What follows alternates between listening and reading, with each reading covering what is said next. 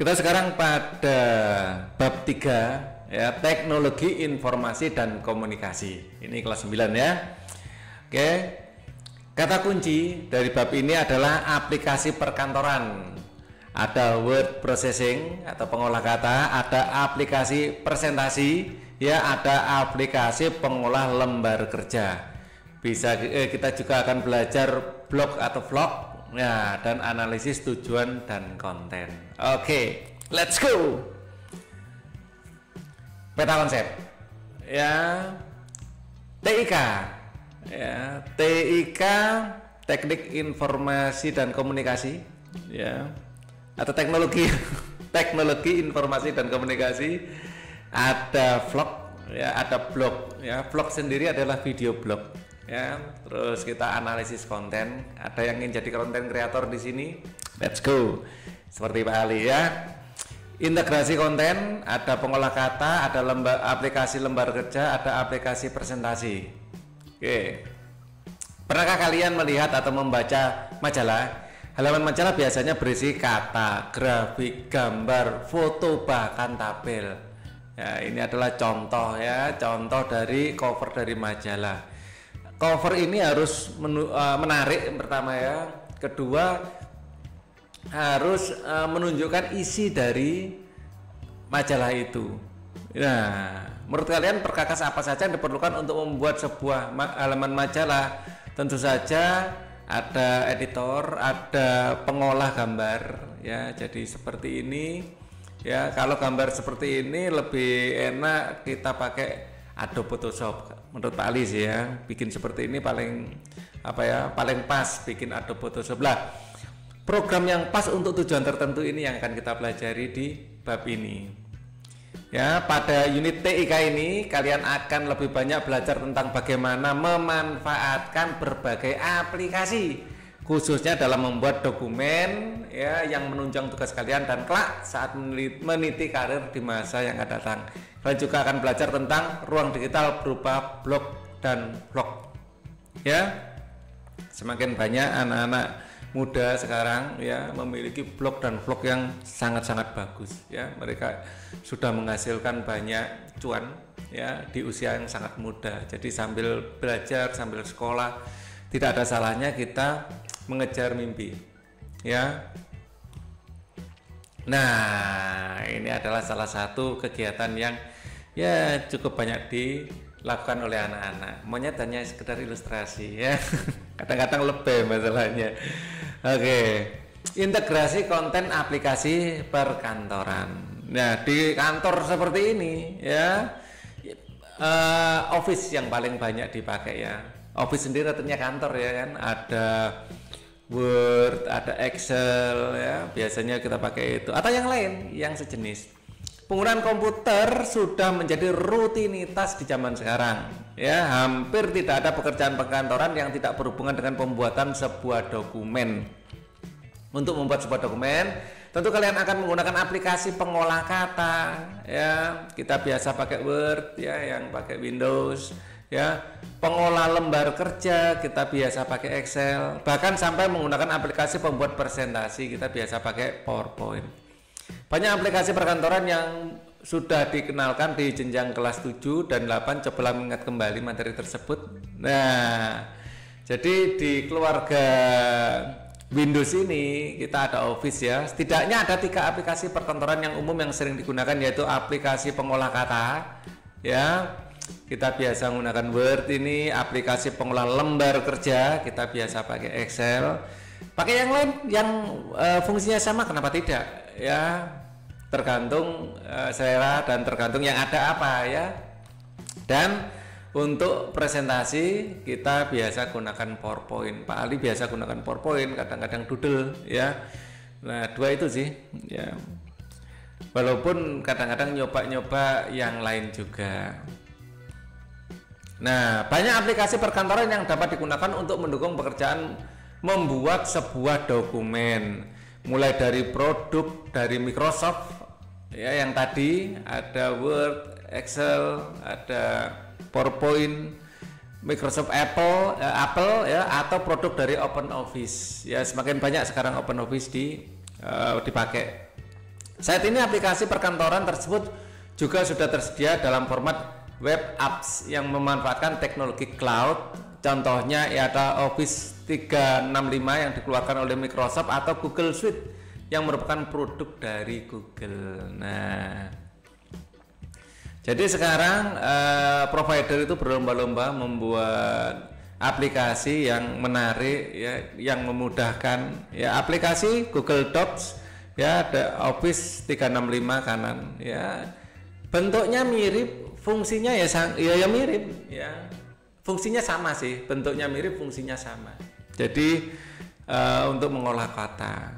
Nah, ini ada yang lain ya, banyak sekali ya, dari antarmuka penggunaan perangkat lunak perkantoran yang ini ada dari Number, Microsoft Excel, Pages, dan Microsoft Word for Mac, macam-macam.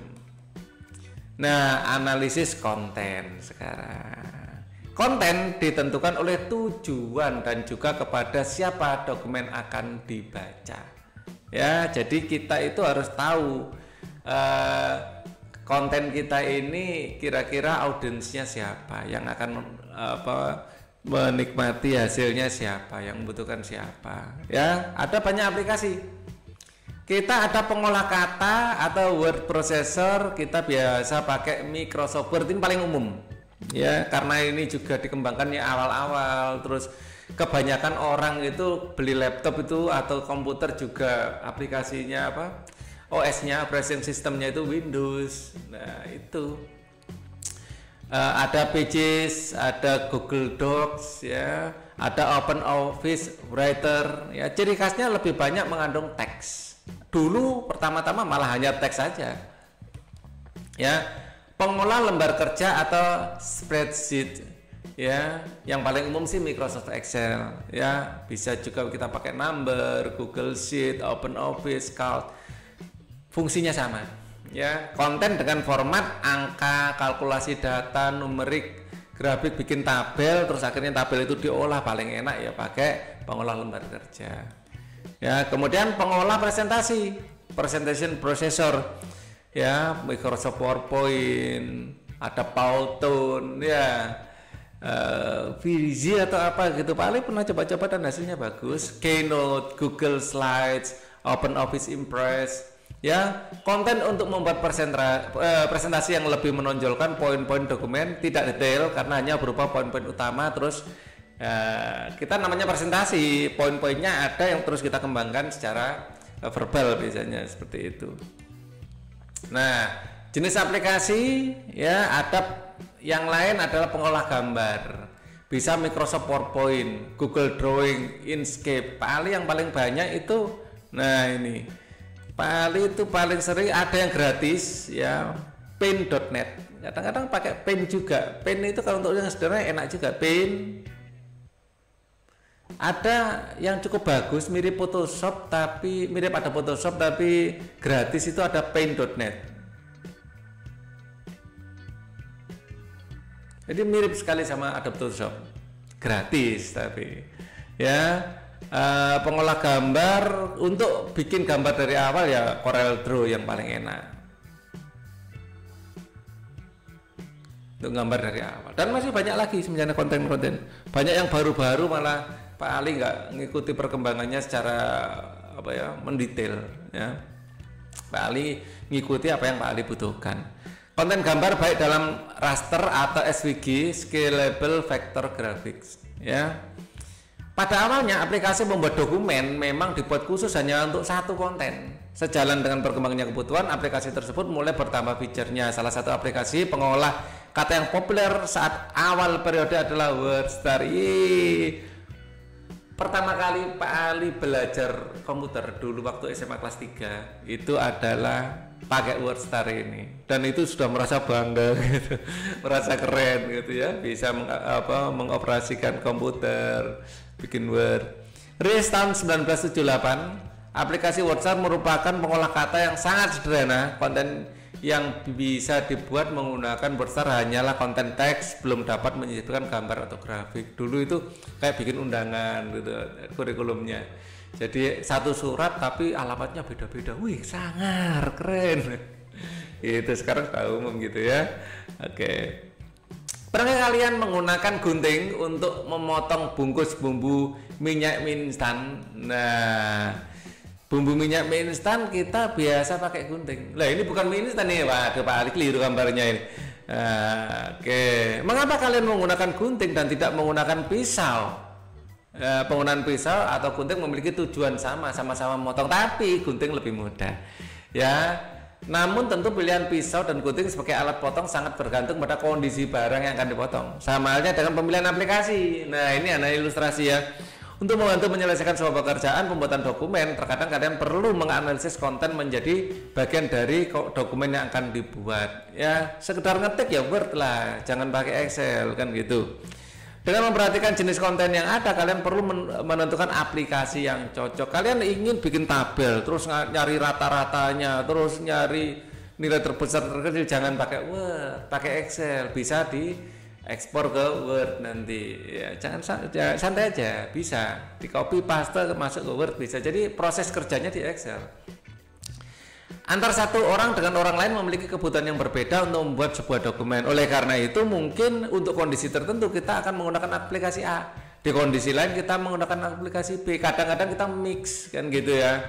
Tidak masalah menggunakan aplikasi apapun, yang penting kalian menentukan secara optimal aplikasi yang dapat membuat pekerjaan kalian menjadi efisien. Untuk gambar kadang-kadang paling malah bikin PowerPoint, bikin konsep gambar itu.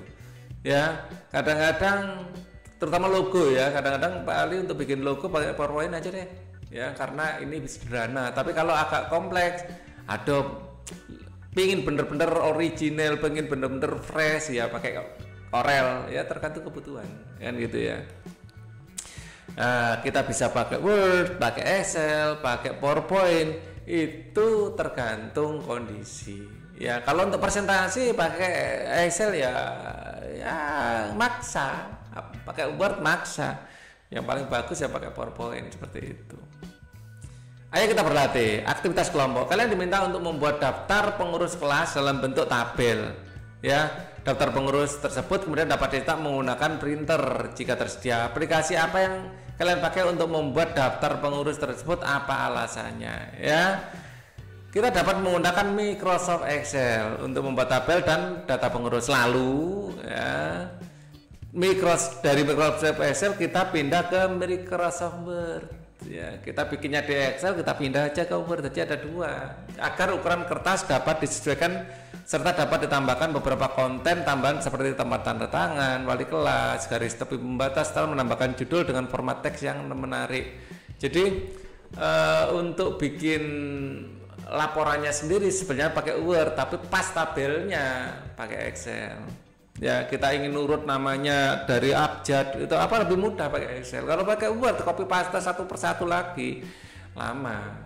Nah, itu keuntungannya pakai Excel ya. Jadi untuk tabel-tabel ya Pak Ali sarankan pakai Excel. Untuk bikin laporannya pakai Word, bikin presentasinya pakai PowerPoint. Nah, gitulah singkatnya ya. Kalian diminta untuk mempresentasikan beberapa usulan logo dari kegiatan ekstrakurikuler di hadapan wali kelas. Aplikasi apa yang kalian pakai, apa alasannya ya. Nah, untuk membuat logo dapat dilakukan dengan aplikasi pengolah gambar sederhana seperti Microsoft Drawing bisa, kalau memang logonya sederhana. Untuk mempresentasikannya pada gambar Microsoft Drawing, simpan dalam bentuk JPG atau PNG, lalu diletakkan di Microsoft PowerPoint. Untuk apa? Presentasinya di Microsoft PowerPoint, atau paling baik menggunakan Corel Draw ya.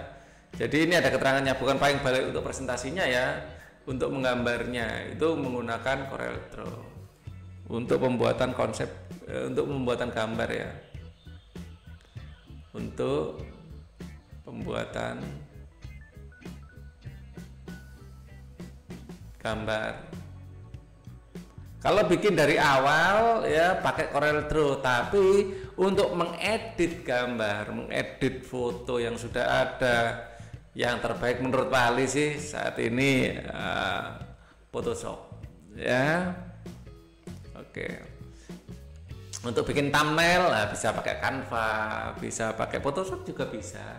Cuman yang CapCut, Canva itu kita kayak banyak template-nya, jadi lebih memudahkan ya. Nah, Corel Draw ini untuk gambar dari awal ya, atau ada Photoshop ya untuk mengedit gambar yang sudah ada ya. Corel Draw ini yang paling enak untuk membuat logo. Oke. Nah, untuk kali ini cukup sekian dulu ya. Untuk video ini Pak Ali akan lanjutkan lagi di video selanjutnya. As always, jangan lupa klik like, comment, subscribe ya, dan share ke teman-teman yang lain. Thank you for watching.